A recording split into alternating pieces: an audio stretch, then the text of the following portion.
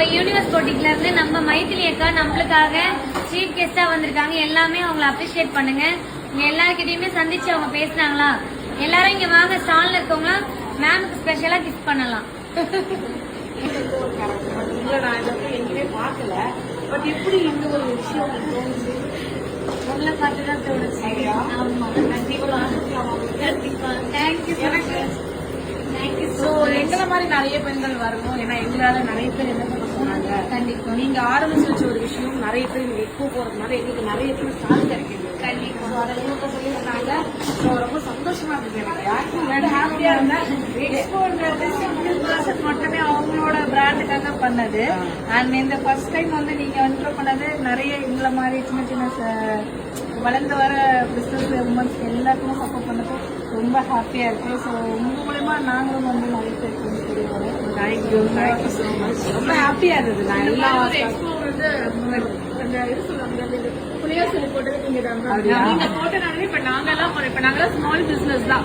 நாங்கெல்லாம் வெளில வர்றது இப்ப நீங்க போட்டதை பார்த்து மேம் வந்தாங்க. மேம் நம்பி நாங்க வந்தோம். இப்ப எல்லாருமே ஹாப்பி.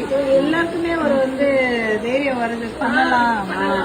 நாளைக்கு நீங்க மேம் பண்றது வந்து சாதாரண விஷயம், ஓகேங்களா? ஆனா ஒரு சாதாரண பொண்ணா இருந்து நான் பண்ணணும்னு நினைச்சது பெரிய ரிஸ்க் தான்.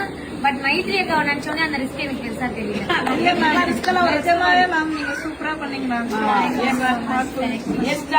பண்ணா எப்படி இருக்கும் அப்படி பண்ணிருந்தேன். உங்க வீடியோஸ்லாம் நான் நிறைய இப்போ ரீசெண்ட் டைம்ஸ் எல்லாருமே நிறைய பாக்குறாங்க. அதை வச்சுதான் நிறைய உமன் ஆண்டர்பிரனர்ஸ் வந்து வீட்டையும் தாண்டி நாங்களும் வருவோம் பாருங்க எத்தனை பேர் உலகத்துல இருக்காங்கன்னு சொல்லி இங்க பாத்தீங்கன்னா 95% உமன்ஸ் மட்டும் இல்லடா. நான் வந்து இந்த எக்ஸ்போர்ட் ஒண்ணு சொல்லிட்டு இன்ட்ரெஸ்டா இருக்கவங்க வாங்கணும் ஒரு நம்பர் கொடுத்தேன். கிட்டத்தட்ட 5000+ அதுல நிறைய பெண்கள். அப்பதான் எனக்கு தெரிஞ்சது, அடா ப்ராப்ளம்ல இவ்வளவு பேர் இருக்காங்களா, அந்த காம்படிஷன் ஒரு பிசினஸ்ல இவ்வளவு இருக்கு. ஆனா எல்லாரையும் ஜெயிக்க முடியும். ஆனா இப்போ தனியா ஒரு எக்ஸ்போ நான் மட்டும் பண்ணா எல்லாருமே பண்ண முடியும். எல்லாரும் சேர்ந்து பண்ண போது நான் நேமே வைக்கல. மேம் தெரியும். இங்க வந்ததுக்கு அப்புறம் தான் நான் நேமே ஆரம்பிச்சேன். என்ன பேர் வச்சுருக்கீங்க? உங்க பேரையவா? சூப்பர். உண்மையாலுமே இதெல்லாம் ஒரு நடக்குமா, நான் தான் வெளியே வருவேனா அப்படிங்கிறது நம்பிக்கை இல்லை.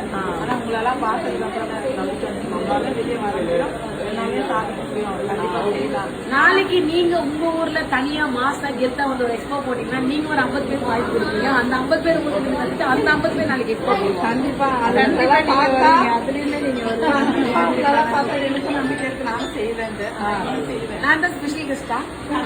நானும் விக்கி ஃபேஷன் வந்துடுறேன். விக்கி ஃபேஷன்